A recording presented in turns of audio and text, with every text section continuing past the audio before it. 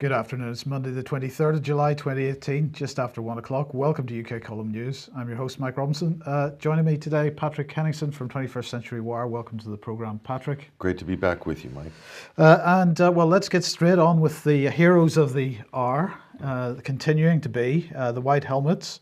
Well, it's a bit unfortunate, Patrick, that, what has happened? The Syrian government making too much, the Syrian army making too much progress in the southern part of Syria, we've had to see a significant number of White Helmets being some kind of emergency evacuation, I suppose is what you say. Well, let's have a look and see what Benjamin Netanyahu had to say, because these people have come out through Israel.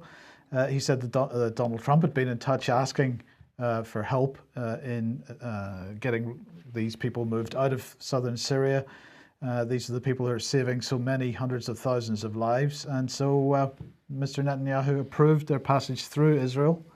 And currently they're in the hands of the UNHCR. We'll come on to that in a second. Now, there's lots of stuff in the mainstream media about this today and yesterday. But Vanessa Beeley was speaking to some people earlier on about this. She said that she'd just done an interview on Al Mayadeen, and this is what she learned from the other guests in Damascus and Jordan about the White Helmet exodus from southern Syria. Out of the alleged 800 White Helmets who were given exceptional assistance by Israel, only 442 have actually arrived in the camps in Jordan. According to intelligence on the ground, reality is that more than 3,000 exceptional refugees have actually transitioned into Israel. And she's asking, does this mean that more than 2,500 were possibly Israeli affiliates and proxies who have been repatriated to Israel, EU special forces who will return home from Israel, or Gulf state intelligence military entities who will also return home from Israel without needing to transfer to Jordan? That's a good question. She says that nationalities involved are said to be UAE, Qatar and Saudi. Most were not Syrian. Also these exceptional refugees would not accept amnesty and be evacuated to the north, as this would mean that they would have to undergo inspection of their equipment and nationality, which would expose the regime change coalition states who were controlling them. And she's saying that of the 442 who have arrived in Jordan, Germany is committed to taking 50. Canada has suggested that it will take 250.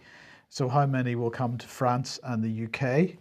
And she's saying that the guests on the programme with her were Dr. Turki Hassan from Damascus and Dr. Hayat Atayef from Jordan.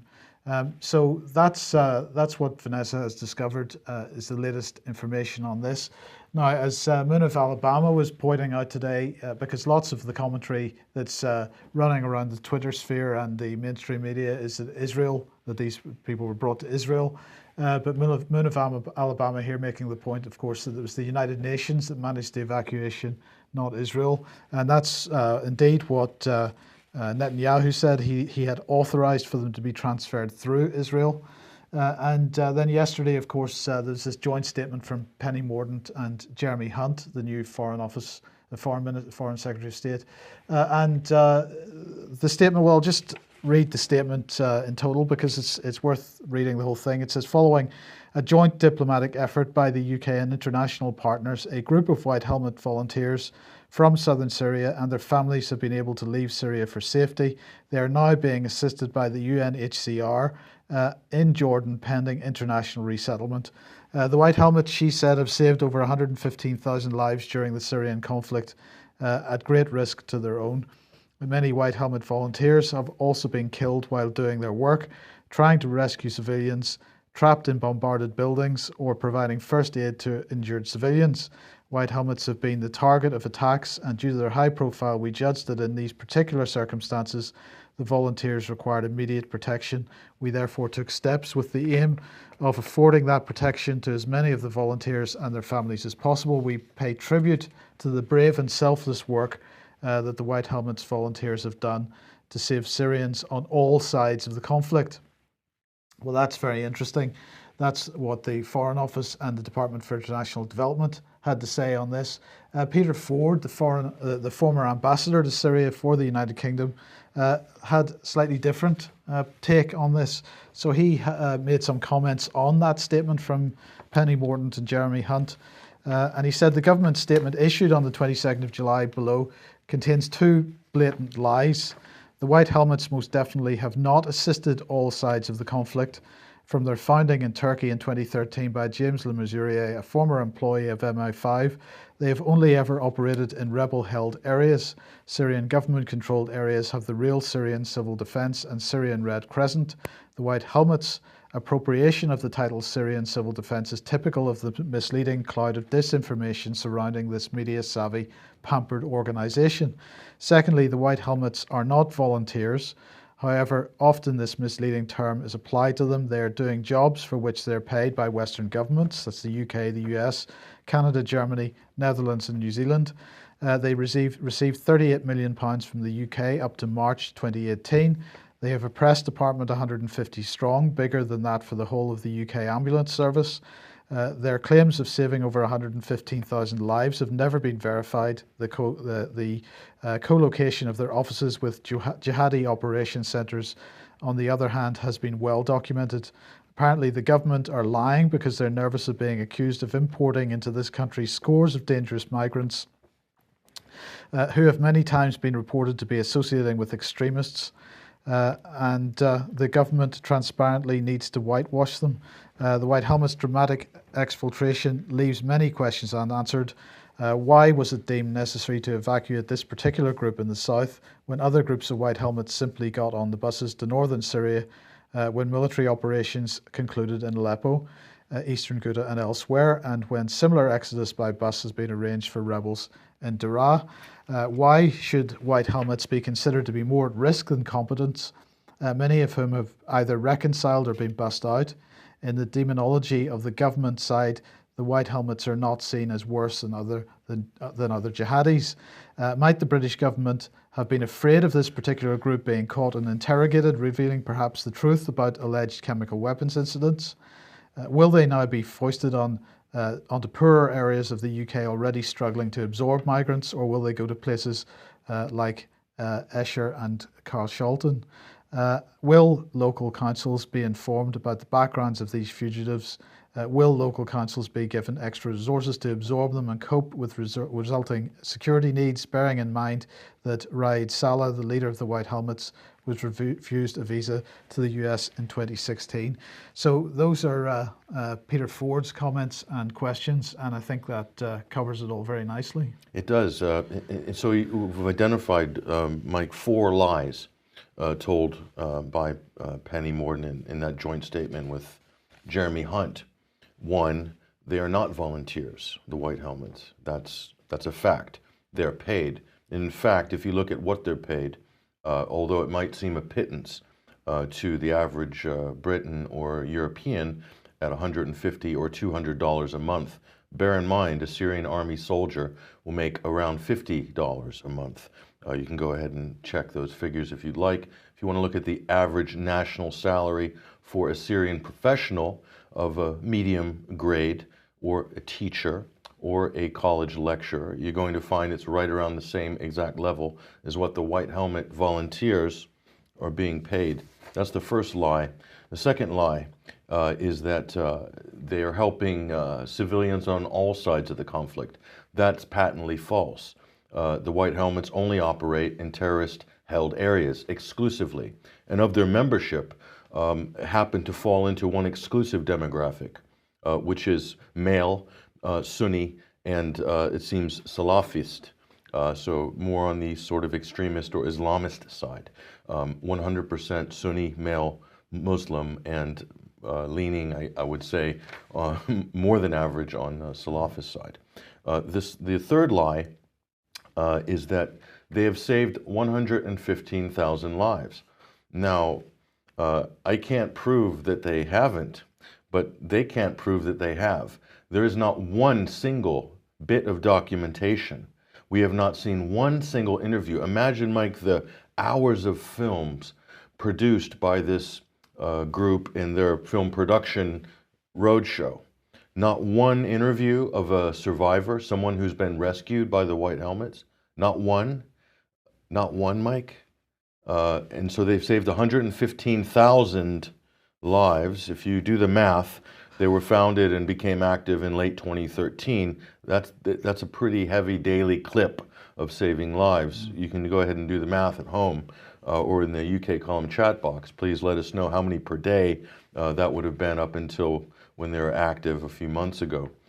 So they have no documentation, no accident reports, no reports whatsoever, names, residencies, addresses, dates, places, geolocating coordinates of when and where these lives were saved, Mike.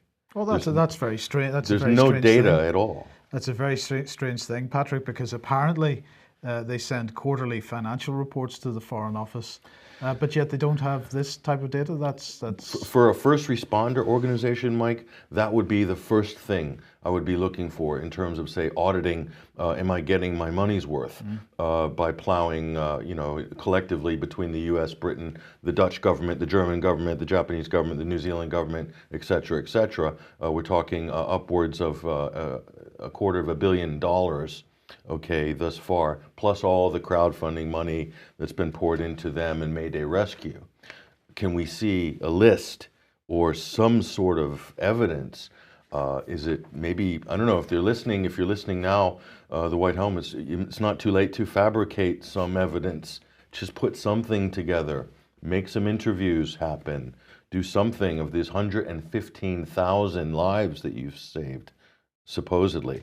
So you'd think that a government minister would want to be able to back a statement like that. But the fourth lie, Mike, here's the fourth lie. The fourth lie is actually underpinning this whole narrative we're seeing this week. What is the fourth lie? That the White Helmets are targets of attacks. Who is targeting the White Helmets? When and where were they singled out or targeted? Or is this just something that's come out of their PR oracle? Like everything else that's come out of the White Helmets, 150-person strong public relations and media unit, as you pointed out, Mike. So major organizations, international organizations, don't have that sort of manpower for public relations, marketing, and media communication. So maybe they could tell us and provide some evidence as to how this group has been targeted. Here's the bottom line, Mike.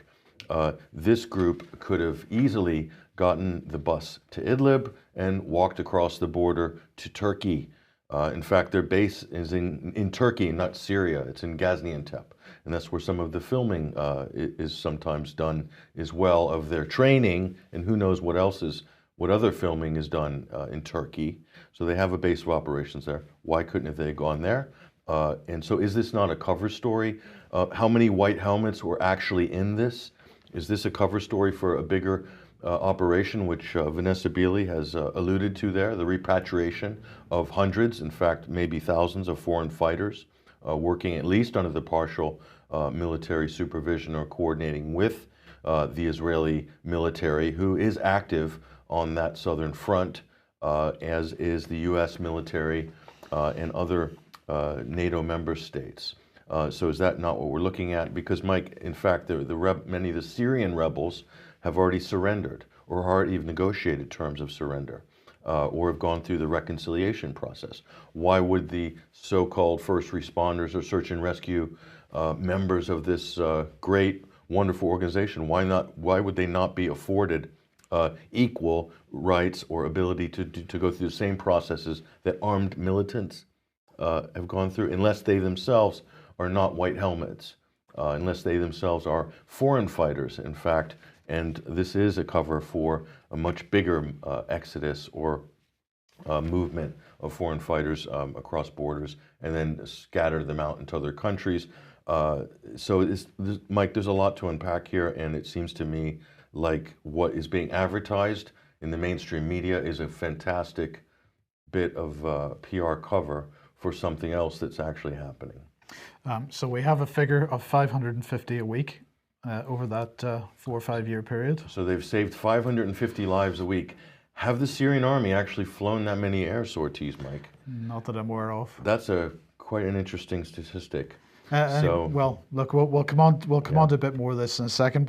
Before we leave Syria, I just wanted to go back to this article from May in RT. The headline was, at that time, Syria recognizes South Ossetia establishes diplomatic link. And they were saying Syria has recognized the independence of South Ossetia, which broke away from Georgia after a brief war in 2008.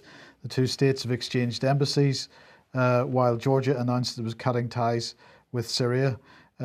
The Syrian Arab Republic and the Republic of South Ossetia declare their mutual recognition, and the establishment of diplomatic relations at embassy level is what they said at the time.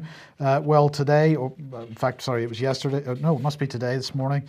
The Syrian Deputy Prime Minister, Walid al-Mualem, and the South Ossetian Foreign Minister have signed a document establishing formally those diplomatic relations between the two countries.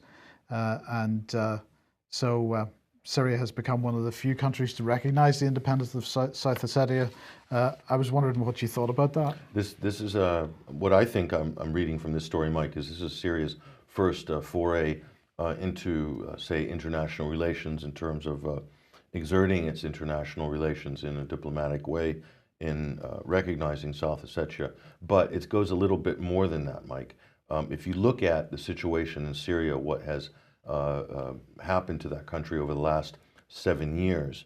Some of the foreign fighters, the so-called moderate rebels, who are being armed, by the way, we'll remind again, being armed and backed and supported by NATO member states, including Britain, including the US, including France, and many others, including Turkey over the years too. And Jordan has also hosted these foreign fighters.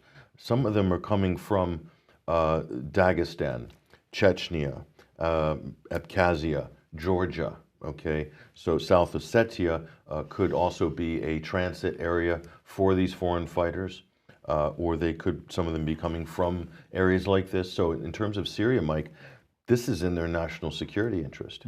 This is directly within their national security purview. So if you look at it in that respect, Mike, I would say that this is definitely Syria now taking a proactive move outside of its borders now that it's regaining some control over previous areas of tension, escalation in the country. So really significant.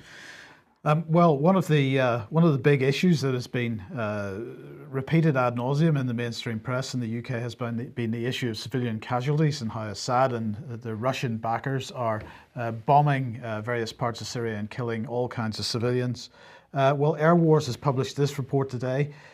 Death in the city, high levels of civilian harm in modern urban warfare resulting from significant explosive weapons use. And they're not looking at what the Syrians and the Russians are doing.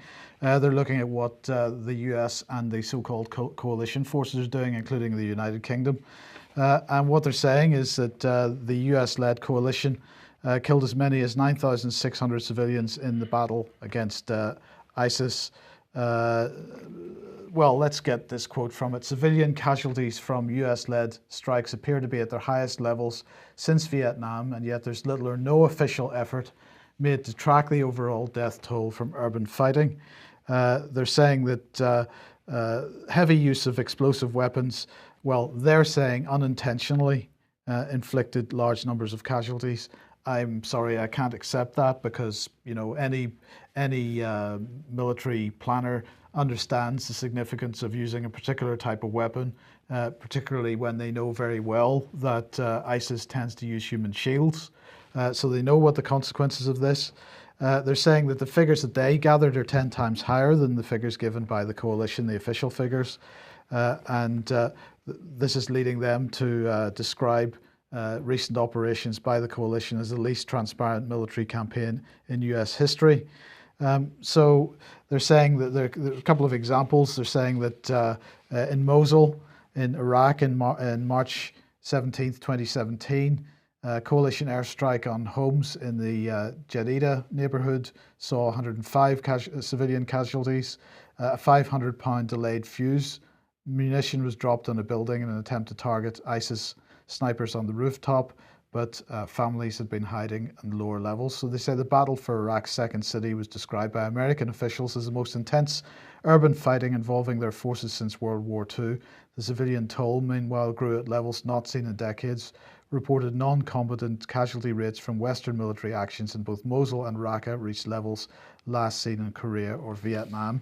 So the next time we see a headline from the mainstream media in the West criticizing what Russia and Syria is doing, when in fact they have been significantly better at containing these types of casualties than the US and the UK have, then we need to bring out this report and ask them why they aren't asking more questions of us in the West. Yeah, and also let's point out, Mike, go back to that slide just quickly if we can. Notice, it's important to notice the operations with regards to Raqqa and Mosul are you cannot separate those. They are totally married and intertwined with the U.S. domestic political agenda in terms of the timing, in terms of the schedule of when those operations had to happen, when the U.S. government needed a win against ISIS, whether that was a win that was required by Barack Obama to bolster the electoral chances of the Hillary Clinton campaign, or by Donald Trump to claim a victory in the spring of 2017, or later than that as well. And so what I'm saying here is that there's little care for the lives on the ground. What's important in the U.S. is how is this going to play in the domestic political agenda.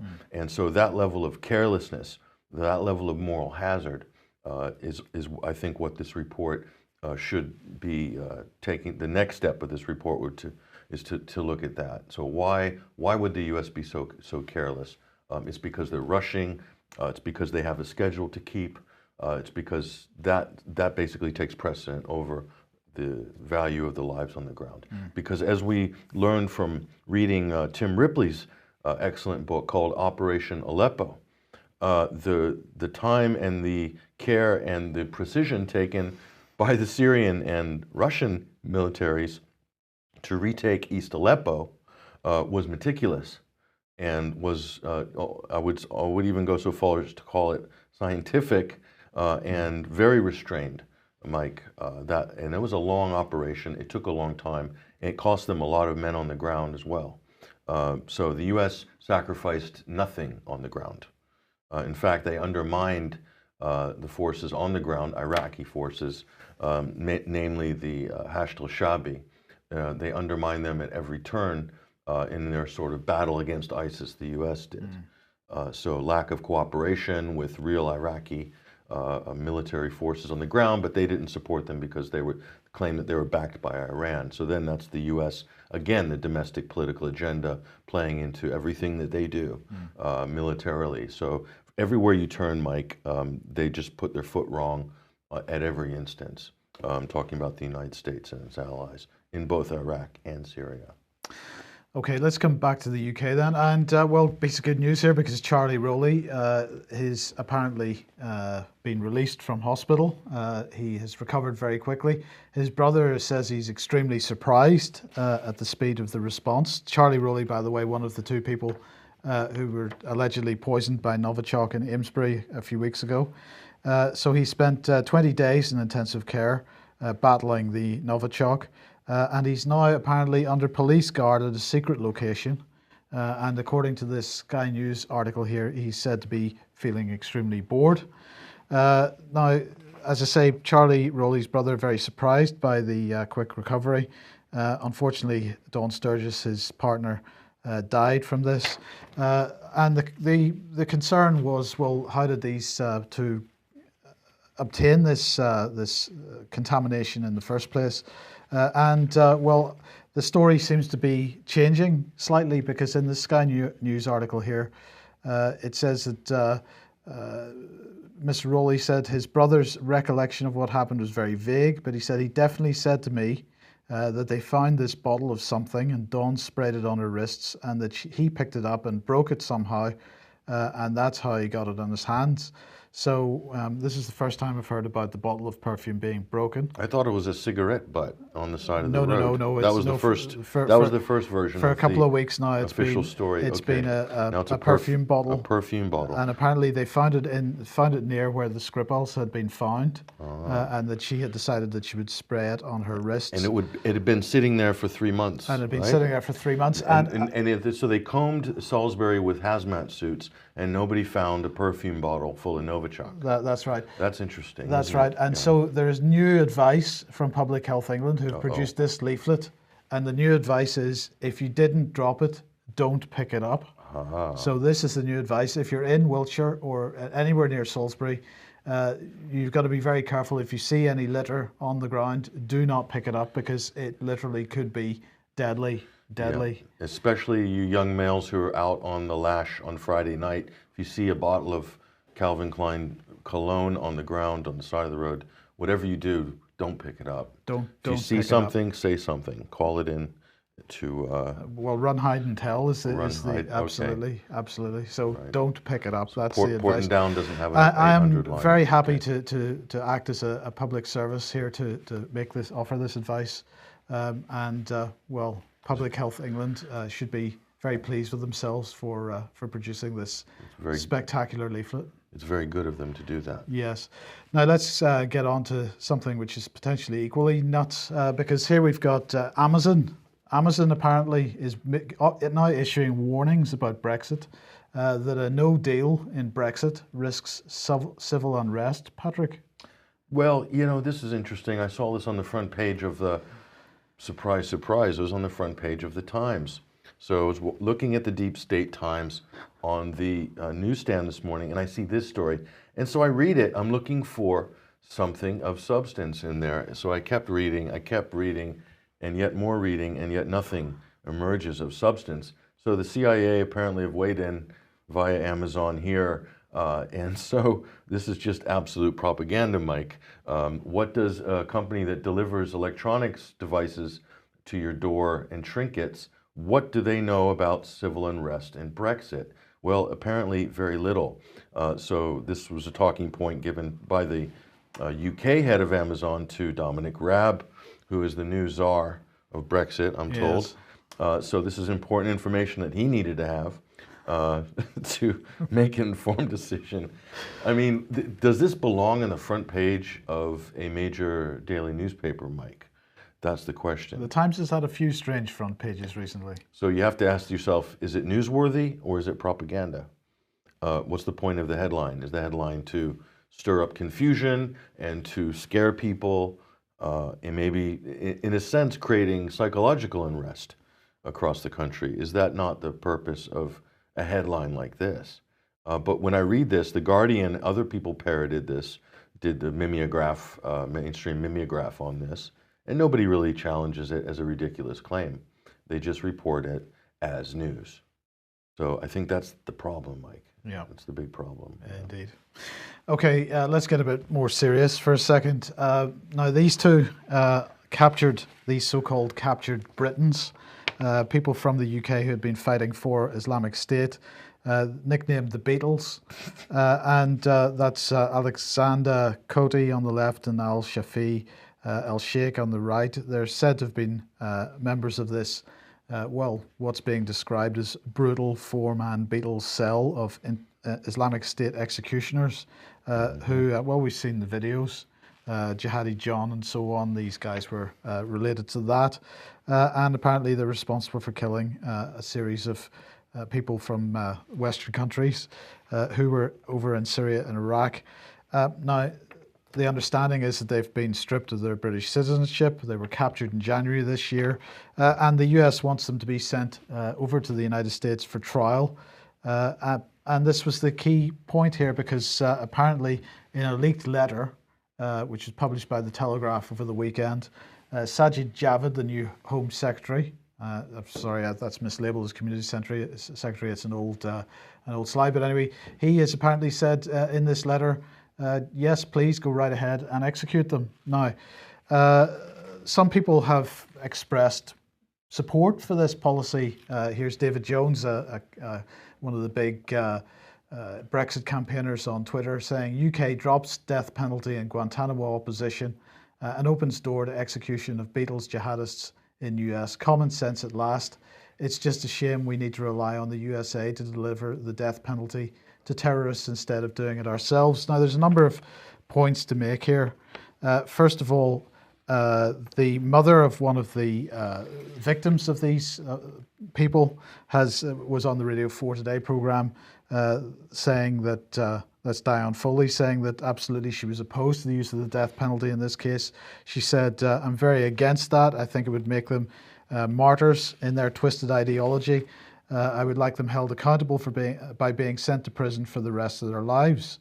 And that's a very good point. But the key point here is that a lot of people now are conflating their personal view on what should happen to people or what should happen under certain circumstances like Brexit with the constitutional protections that we are entitled to. And the fact of the matter is that there's a constitutional protection in place, which is that any time a country wants to extradite a British citizen to that country where there's a potential of a death penalty being imposed, Britain will not extradite that person under those circumstances without assurances from that country that the death penalty will not be imposed, right? And in this case, that has been set aside. Now, what we're looking at, therefore, is Sajid Javid, the Home Secretary, taking a unilateral decision, because there's some speculation today in the mainstream press about whether Theresa May was involved in this decision. It's not known. Sajid Javid has taken a unilateral decision, and in this case, these guys can be sent over, and he'll write a letter to Jeff Sessions or whoever it is, saying, don't worry, if you want to impose the death penalty, just go right ahead. Now, there's an issue for me there, because if he's prepared to make that decision in this case, where there may be quite a bit of sympathy that these people should be subject to the death penalty, the point is that there is therefore no protection for somebody that's being sent over for, saying, hacking a Department of Justice computer or something like that, or something significantly less serious. Or publishing troves of documents online on their website. The current U.S. president, before he was president, I believe made what could be classed as a throwaway remark in 2010. This is Donald Trump we're talking about, that maybe Julian Assange should get the death penalty. So this would pertain to Julian Assange too, this case, Mike. So this is important. Now, someone might seem like in the football terraces, they might, those Muslims don't deserve to live, send them off and into the electric chair in Indiana or wherever, where Timothy McVeigh got his final charge. So that's going to be okay, no problem, that's fine. But you lose those rights for anyone, and that precedent is set across the board. The bigger question, Mike, is the Beatles. Did the security services know of them before they went gallivanting off to Syria to make videos? And are people aware that some of those videos were made in a green screen studio? That's not a conspiracy theory. That's already been proven. Is that not interesting part of the story? But to me, it's not surprising that they would want to liquidate these individuals, because rather than get answers to those previous two questions, it would be much easier to throw them to the wolves and let the public or whoever wants to get their pound of flesh, off with their heads or into Gitmo, whatever. I'm not excusing the crimes that they may have committed in Syria, which would be heinous. But this is a separate issue, Mike. Exactly my point. Yes, absolutely. And the people need to be able to separate these two issues in order to have some sane discourse on this topic. And if we can't separate those two issues, then really we're heading down a slope which is pretty slippery very quickly. We're regressing into a medieval mentality, but that seems to be all the rage these days. And yet it's that medieval mentality that people are criticizing Islamic jihadists of having. So it's a bit hypocritical, isn't it? Yeah, I think you've put that absolutely perfectly, Mike. Right, well, you were mentioning Julian Assange, so let's have another quick discussion. Well, I always find it interesting to put these two people's faces next to each other. This is a tweet by Mark Curtis, the British author and journalist. He says, to the left, incarcerated, persecuted by a UK elite, including parts of the media, true. For being a journalist, it's true. And WikiLeaks is a publishing outlet, revealing secrets in the public interest, all true. But then to the right, there's this other character. He's free as well, Oh no, he's free. He's not incarcerated. Unlike Assange, he's free. He, having launched an illegal war, killing hundreds of thousands, protected by UK elite, and often appears in the media. What kind of system is this? Is the question Mark Curtis is posing there. For our listeners, we should say that it's Tony Blair on the right. Yes, that's Tony Blair on the right, and that's Assange on the left. So, yeah, you couldn't get a better contrast, Mike, than these two. And it says a lot about the system that we're living in today. And mind you, there's a lot of people who want Julian Assange on the so-called left, or the new left, or the pro-war left, or whatever we want to call it, the lost left. They want to see Julian Assange strung up for his role in publishing leaked emails during the 2016 U.S. election, even though those were all real emails, and they were in the public interest. Unfortunately, they were implicating one side of the election, and that is why these people want to see Julian Assange locked away or given the death penalty or whatever. So I've heard some shocking things, Mike, from people that would have previously supported Julian Assange. By the way, Mike, he could be handed over to the UK authorities today or tomorrow or anytime this week. There was information given to journalists of a fairly high profile that's been in the media that the Ecuadorian President Moreno would be handing over Julian Assange to UK authorities this week. In other words, that will be the next chapter in this drama. So see what happens. You might be talking about that tomorrow morning. Possibly. Now, Donald Trump issuing threats to Iran. Now, this time via Twitter, once again, this time his entire tweet was all in capital letters. Do not threaten the United States or else, to paraphrase. Yeah, people who do things in all caps, there's a sort of psychological workup on those people, right? That they're a little bit crazy. People who email and do things in all caps. So I try to save it for special occasions myself. But there's Trump. So the detente, peace-loving dove of a Trump, that's all sort of gone this week. And the warmongering Trump is back. But actually, in all fairness, Mike, it was only a tweet. It was only a few words in all caps. And let's face it, Mike, it's not the first time Donald Trump has made vociferous threats at other foreign nation states, including North Korea. And look how that ended up. They're all holding hands and skipping through the Rose Garden happily, looking for Easter eggs last month. So, but that's not shocking. What's shocking is this guy. This is Mike Pompeo, not to be confused with Pompey, General Pompey, who he thinks that he is, I really believe in his heart of hearts that he thinks he is the reincarnation of the avatar of the Roman general. So here he is. This is the Secretary of State. Mind you, Mike, this is the top U.S. diplomat. I use the word diplomat because that's the correct description of the title. So this is the top U.S. diplomat. The real is plummeting. A third of Iran's youth are unemployed. A third of Iranians live below the poverty line. But if you're a politically connected member of the regime in Iran's elite, the Iranian economy is doing great.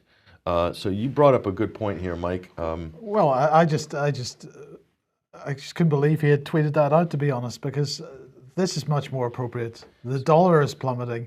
A third of USA's youth is unemployed. A third of Americans live below the poverty line. But if you're a politically connected member of the regime's elite, the US economy is doing great.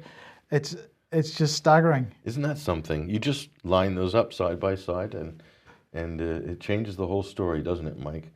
So what Pompey is insinuating here is that we can't lift sanctions. In other words, the reason Iran's economy is struggling is because it's under heavy international U.S. sanctions and secondary sanctions. So if we lift sanctions, it's going to enrich the regime. That's the circular argument that is constantly deployed. That is the broken record that is always at #1 on the charts in Washington, D.C., that somehow if we lift sanctions, it will help this evil regime who don't share the money with all their poor people. The only solution, Mike, is to get rid of the regime. And again, this is it over and over again. So that's the genius argument that has never gone out of style in Washington, D.C.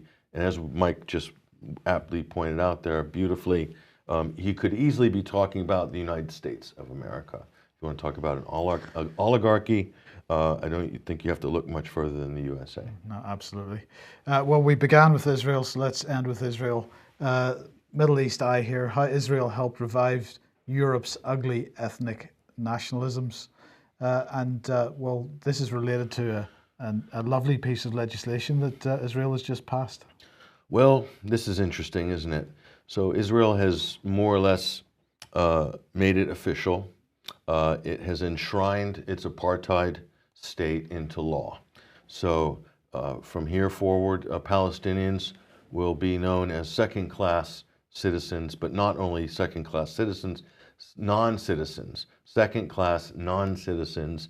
This is the permanent status of the native Arab Palestinian. I stress native Arab because they are the natives of that part of the world, unlike the Israeli settlers who invaded and took over the Arab territories in 1948, 49, and many times after, have constantly encroached to get to the point where what we see today, Mike, is that the native Palestinian population has been pushed either out of the country or into smaller and smaller, more densely populated pockets, and then it's fish in a barrel, open season turkey shoot for the IDF.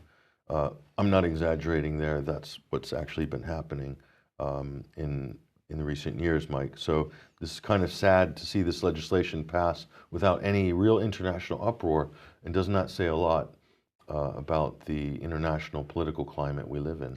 Well, indeed, and in fact, opposition leaders in this country being significantly attacked for alleged anti-Semitism because they don't want to remove the ability to criticize Israel's behavior with regard to the Palestinians in their political party's constitution.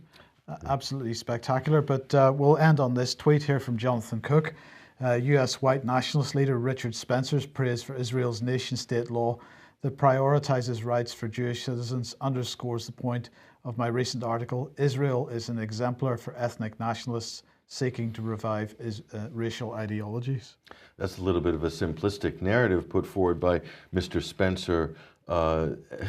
Is ethnic nationalist. So no, I don't think that's correct. I think we're talking about settler, colonialist, settler nationalist, and in fact, to be more specific, white European nationalists, because there is a caste system in Jewish Israel where the white European castes are placed above all. And I think most Israelis will be able to tell you that as well. This is not a secret. But I think it's interesting that the white nationalist spokesperson, if you want to call him that, I know some people don't, but Richard Spencer certainly represents that faction widely, that he is defending Israel's apartheid state, basically. So a racially pure, race-based, race-religious-based exclusive state.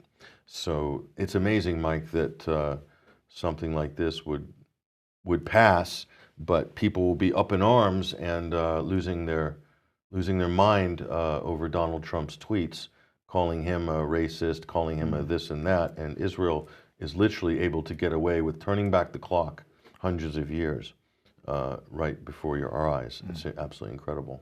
Yeah. Okay, thank you very much, Patrick. Thank you very much for that. Thank you for joining us today. That's all we've got time for. We will be back at the same time tomorrow. We will see you then, I hope.